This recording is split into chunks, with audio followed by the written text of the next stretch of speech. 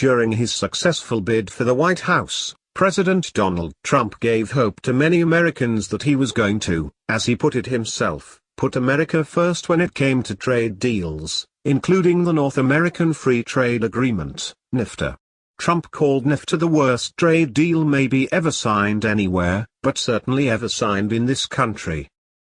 This week, U.S. Trade Representative, USTR, Robert Lighthizer released the renegotiation objectives for a new NAFTA deal, and a close look at those objectives raises many concerns from Americans about U.S. business and jobs, and most critically, American national sovereignty.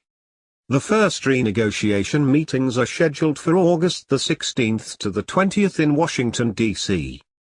In the introduction to the summary of objectives for the NAFTA renegotiation released this week, we read, "Since the deal came into force in 1994, trade deficits have exploded, thousands of factories have closed, and millions of Americans have found themselves stranded, no longer able to utilize the skills for which they had been trained."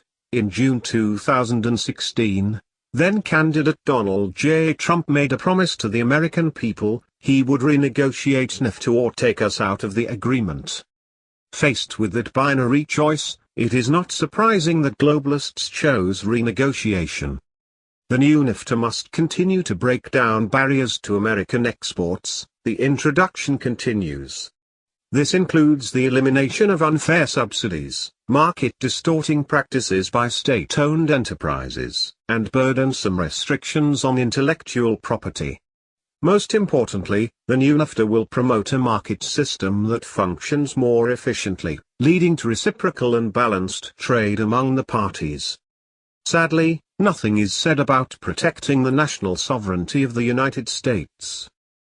Perhaps the closest the summary of objectives comes to addressing the sovereignty question is in the section about sanitary and phytosanitary measures, SPS. In this section, it is asserted that it will be made clear that each country can set for itself the level of protection it believes to be appropriate to protect food safety, and plant and animal health in a manner consistent with its international obligations. On first glance, this appears to acknowledge that each nation is sovereign in making the decisions it believes it needs to make in regard to the level of protection for food safety, but it then contradicts that very statement by asserting it needs to do so consistent with its international obligations. In other words, this would obligate the United States to following international obligations, which would supersede decisions made independently by the United States government, through its constitutional processes. In the section on technical barriers to trade, TBT, the objective is even more explicit in subordinating the parties, including the United States, to international obligations.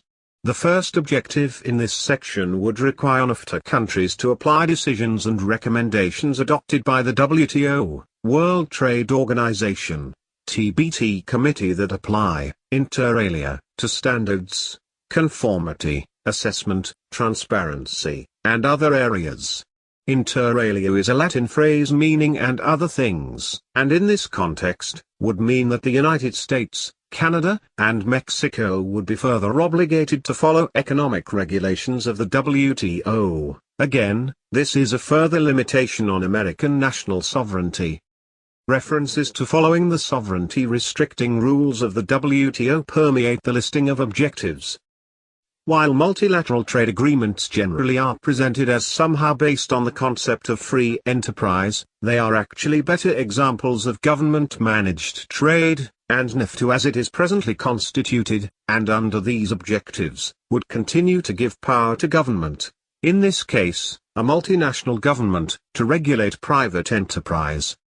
For example, the objectives would require NAFTA countries to have laws governing acceptable conditions of work with respect to minimum wages, hours of work, and occupational safety and health. A true conservative free market advocate would not even consider government price controls, as in the case of minimum wages, knowing that they lead to market distortions. With minimum wages, for example, it leads to a surplus of labor and presents a barrier to the workforce for many low-skilled and inexperienced workers. Why should this be part of a new NAFTA agreement, if its purpose had anything to do with free markets?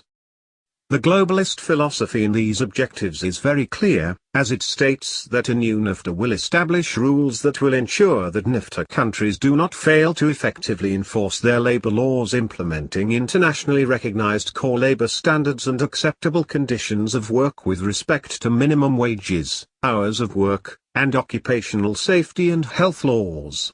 Emphasis added, in other words, if you understand that OSHA in the United States is a prime example of government control of private business, why would you want international standards placed on the backs of business? Globalism is a concept that is ubiquitous in the objectives.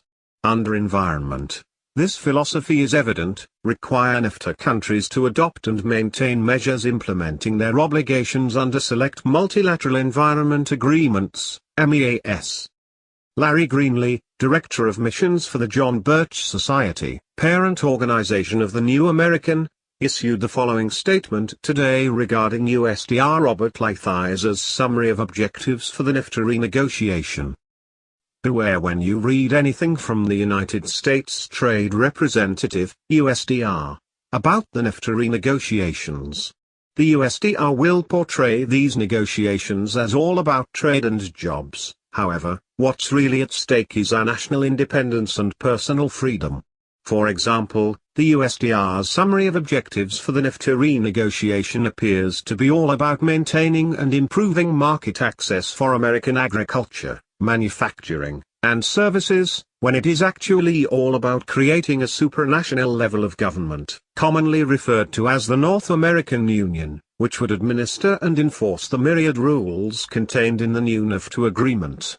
This is the kind of deception that was used to transform the European Common Market from a free trade bloc into a supranational European Union presiding over 28 formerly independent European nations.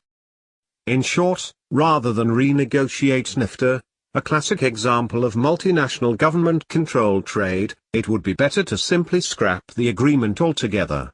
The John Birch Society is urging its members and all other citizens concerned about the loss of America's independence to contact the White House and Congress and tell them no renegotiation, just get US out.